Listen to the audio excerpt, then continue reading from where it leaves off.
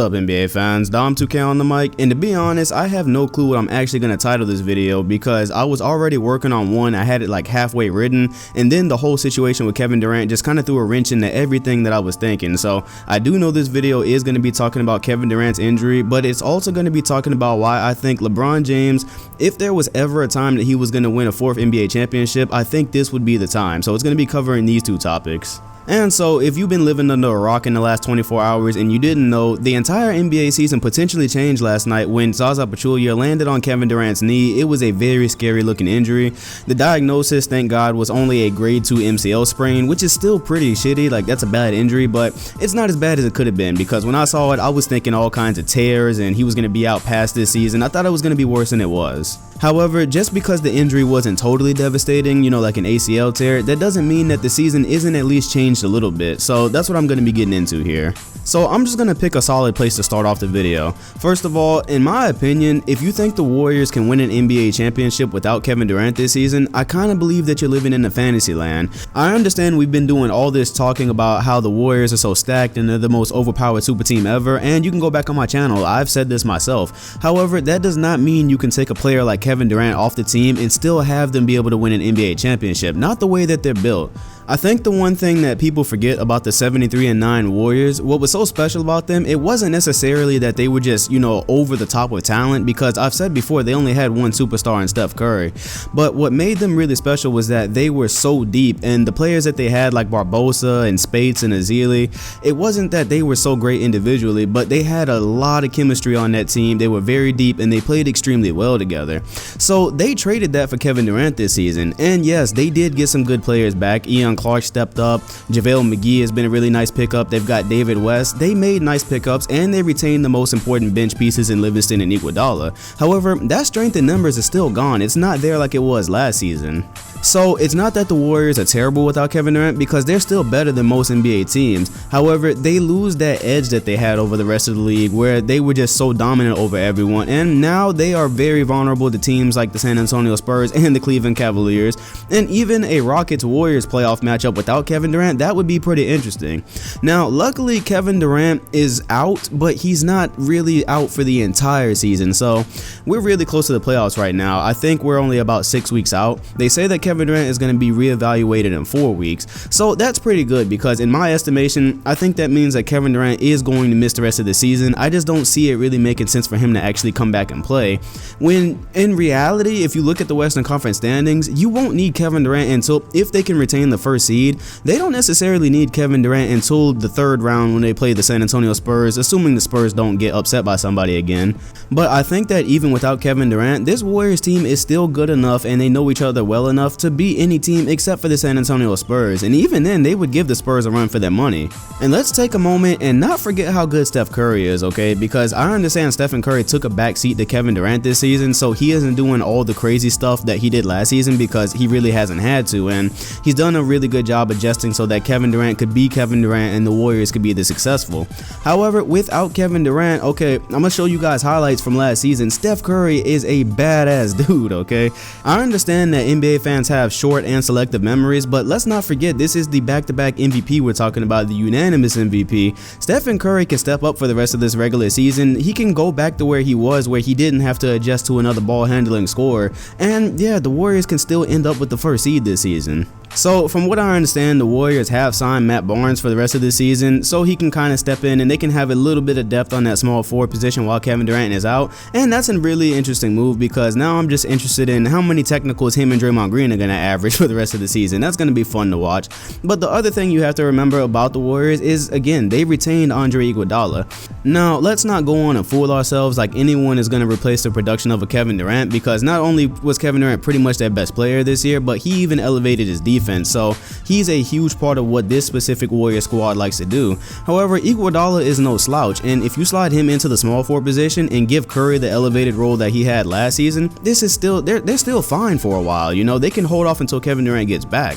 But again, I like to stress that the reason I don't think they can win a championship without him is because when they signed Kevin Durant, and you know all the adjustments that they've made to accommodate a Kevin Durant this season, this is just a different Warriors team than it was last season. It's not like you can lose him now, because this team was based around 4 All-Stars. So you have players like West, Pachulia, McGee, and Clark, but you know, these guys don't have the they don't have the chemistry that the Warriors team had last year, and they're not as deep as they were. That's a simple fact. The other thing I worry about is a grade 2 MCL sprain. I mean, that's not a petty injury, okay? I remember Marc Gasol, I can't remember if it was a grade 2, but he had an MCL sprain as well. I believe it was last season, and he missed quite a bit of time.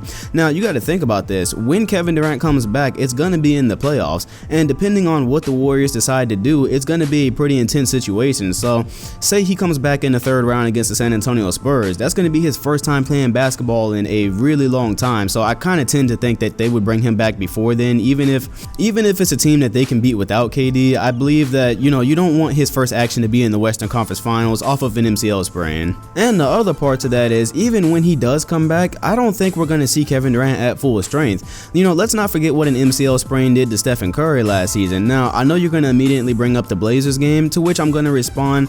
Look at Steph Curry in the regular season before the injuries, and look at him after that. Yes, he had the one game where he got hot in Portland after like 3 quarters or something like that, but the rest of the playoffs, it really seemed like Curry was struggling to do, you know, things that were very, very easy for him to do in the regular season. It took him a while to get to that level, and ultimately when the finals came around, he couldn't reach that level. And I look at this with Kevin Durant, it's better to have him than not to have him, but it's hard for me after seeing what happened to Curry with that. It's really hard for me to believe that he's going to come back in the playoffs 100% the same KD. And since we're talking about the playoffs and the finals and all those things, let's go ahead and transition to the Cavaliers. I'll probably have a few more things to say about the Warriors, but the important thing on the Cavaliers side is I'm not saying that LeBron is just more likely than ever now to win his 4th ring because Kevin Durant is injured. I'm saying it because of what they did before he got injured. So I'm pretty sure you guys are well aware that before Kevin Durant got injured, the huge news this week was that the Cavaliers made 2 more huge pickups in signing Deron Williams and Andrew Bogut. Of course, both of them were waived, and yeah, people went batshit crazy, and they swear to God that LeBron just got 2 more superstars, which he really didn't. All the Cavaliers were doing was trying to keep up with the Golden State Warriors. Like, one of the things that kind of drives me crazy is that we live in a society now where facts really don't matter at all. It just matters what gets said on the internet, and that just kind of gets taken as fact. So Deron Williams signs with the Cavs, Bogut signs like 2 days later, and now everyone's like, oh, LeBron needs all these stars to win, and he needs this and he does that. Look, the Cavaliers, yes, they are a completely stacked team. As a matter of fact, from 1 to 15, they might be the best roster in the NBA as we speak, or at least the deepest roster.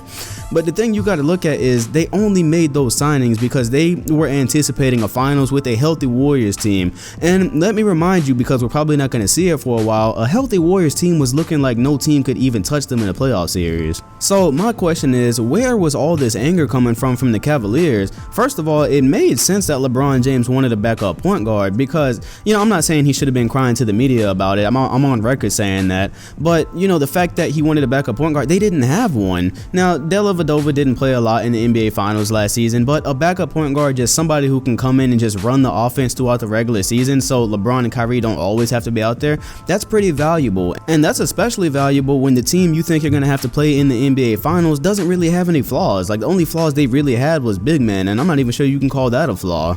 So of course then they went and signed Andrew Bogut as well, which is I think that's a good signing. He obviously hasn't been that great this season, but you know, one thing you probably noticed about the Cavaliers by now is whoever goes to the Cavaliers, they automatically have some type of impact. So Channing Frye had a great impact when he went there, J.R. Smith, Iman Shumpert, Miles Goff, every player who joins the Cavaliers mid-season has some kind of impact. And at this point, I can't even explain it anymore because it seems like the Cavaliers are always able to make this season-saving signing throughout the season or some trade for like a bag of chips, and they just automatically get better. Speaking of that, they also have Kyle Korver, who is now 5th on the all-time three-pointers made list, if you didn't know that. So my point with all this is they stacked up the roster to play the Golden State Warriors this year because that was what it was looking like. Now Kevin Durant is hurt. That throws a monkey's wrench into everything because now the Cavaliers have this big bad roster that has everything you could ever want. There is no more holes in this roster. But the Golden State Warriors, we don't know that they're actually going to be in the NBA Finals anymore. And if they do get to the NBA Finals, are they going to be as good as they would have been if Kevin Durant hadn't have gotten hurt? Because now you got to make all sorts of adjustments, then you got to adjust back when Kevin Durant comes back in a month or a month and a half or whatever. You know, point being that the Cavaliers prepared for something that they're likely not going to see anymore. So let's say now that the next logical matchup, if the Warriors didn't make it, would of course be the Cavaliers and Spurs in the NBA Finals. You know, I never count the Spurs out because they're so well coached and Greg Popovich can get the most out of whoever is on that roster. I never ever count them out. But, you know, when you look at this Cavaliers roster, again, they were definitely built to handle a team that was more talented on paper than the San Antonio Spurs are. So, you know, if they meet in the NBA Finals, it would be hard for me not to pick the Cavaliers. And because the Cavaliers made all these preparations to play a Warriors team that even if they do make it to the Finals, I don't think they're going to be as good as Cleveland thought they were going to be. I think right now LeBron is more likely than ever to win his 4th NBA championship. You know, I was thinking for a while that I didn't think they stood a chance against the Warriors this season, and I was also looking at it saying for the next 4 years this Warriors team will probably be around. And yeah, you know, this changes everything, at least for this season. This changes a lot. So if the Warriors are able to retain their 4 All-Stars, at some point Curry, KD, and the other All-Stars, they're gonna win an NBA championship if they're able to stay around for a while. But this might not be the season because of what just happened, and I think that's what makes it most likely that LeBron, if he's gonna win his 4th championship, 2017 is the year, I believe. If you watched my last Super Team video, this is exactly what I was talking about. Go back and watch it, and I was naming the theme where pretty much every Super Team that we've seen in the last decade, they've all fell short of their potential for some reason, and that reason is almost always because of injuries. And then here we are with the Warriors now in 2017, and it's looking like, you know, who knows if they're going to win the championship now because of injuries. So I just say all that to say that super teams are never around as long as you think they're going to be. They never do what you think they're going to do. You know, every time one of these super teams happens, we think it's going to be like a 4-peat or it's going to be like 5 or 6 championships, and it never turns out that way because so far because of injuries. And I want to close this video out with a statement that you really should never be happy that an NBA player got injured. I know you all hate Kevin Durant with every bone in your body, but you never wish an injury on a player. I don't feel like you're a real NBA fan if you're happy that a player got injured. But you know, the NBA season is definitely more interesting now, and I'm not saying that like it's a good thing, like KD's out and yeah, the NBA is better. No, that's not what I'm saying, but there's more suspense now because, as I've said this entire video, now is to where before this video I would definitely tell you if I was a betting man, I'm going Warriors all the way. But right now I actually don't know because I feel like a Cavaliers Spurs finals, I feel like that's more even. I feel like that's more even of a matchup, and although I would place money on the Cavaliers in that bet, I would still sit down and watch it, and it would be very suspenseful. So there's more suspense now. We don't know what the NBA season is going to look like now, and that is definitely a difference from when we went to bed 48 hours ago. So there's something there. Anyways, I'd love to know what you guys think now. What do you think about the injury? How do you think it affects the Warriors? And now, who do you think is going to be the 2017 NBA champions? Because I'm sure you guys probably have different opinions now. Whatever opinions you may have, put them in the comment section. Like, comment, and subscribe if you enjoyed. Hit the bell next to my name if you want notifications. And I will see you guys on the next video. Thanks for watching.